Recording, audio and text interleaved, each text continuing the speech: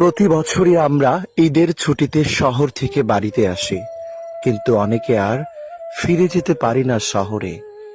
আমাদের ফিরতে হয় লাশ হয়ে।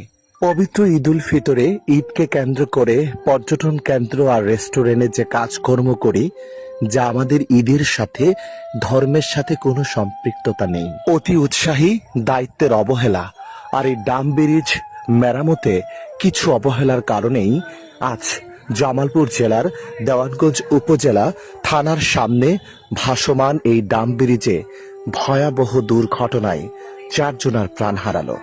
ছোটখাটো এই ট্র্যাজেডিতে এক ইতিহাসের কালো অধ্যায় হিসেবে সারা জীবন মনে রাখবে দেওয়ানগঞ্জবাসী। এখানে ব্রিজে রাস্তার প্রতি ব্রিজের মাঝখানে একদিকে হয়ে ব্রিজটা উল্টে গেছে। মানে সেখানে ছিল অনেক লোক ছিল, মানে